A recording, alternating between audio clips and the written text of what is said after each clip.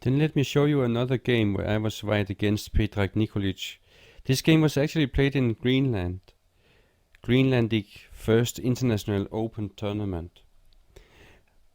But I felt like a polar bear in this system, and I was hungry and I needed seal meat. So I played f4 and my opponent played d5, knight f3, and it's exactly the same system that we have just seen in the last two games with c6. Today I wouldn't play c3 as I did against him at that time.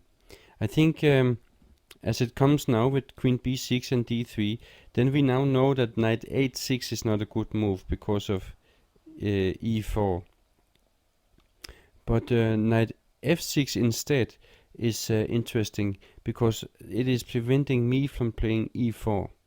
And therefore I think with this knight f6, then it would be better to have the white knight and on c3, and that's why I would prefer to play d3 instead of c3 earlier. But in this game here, I was right and I played e3 so that I was ready to castle. But of course it's a very slow system, but I think a polar bear is also quite slow. But that doesn't mean it's not dangerous, huh? So castling, and then bishop to g4.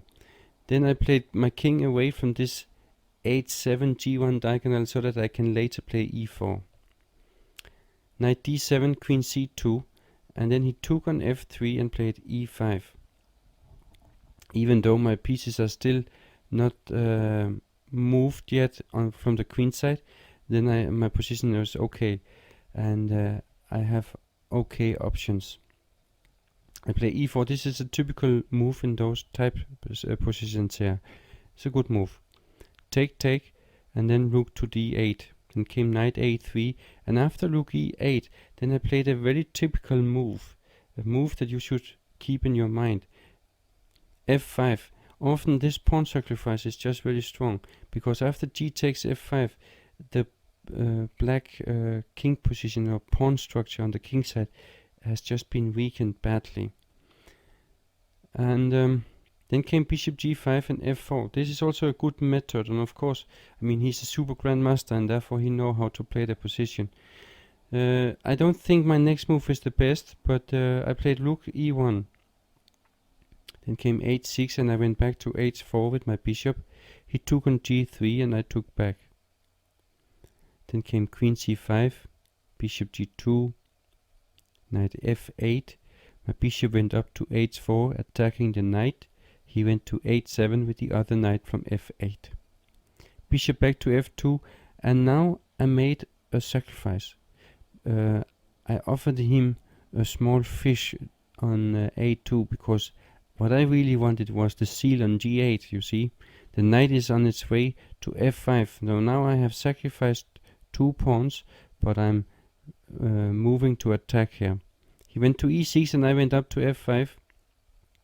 And then he played this move, and it's of course a mistake because I can just threaten it. It has to go back. And after rook g1 there is really no defense. I'm threatening knight takes g7, and if the king takes back, then bishop h3 with a check. So in this position he played knight g4, bishop g4, bishop h3, and after h4 take, and rook take back. Then there's no defense on g7, as you can see. So he had to give up very, very soon. So even very strong grandmasters can lose against the polar bear system. And I must say that I have won against Peter Heine Nielsen, for an example, Sune Berg Hansen, Lars Schandorf. Of course, I have also lost some games against them, that's for sure. But it is a dangerous system, and people, they have respect. They need to have respect for it.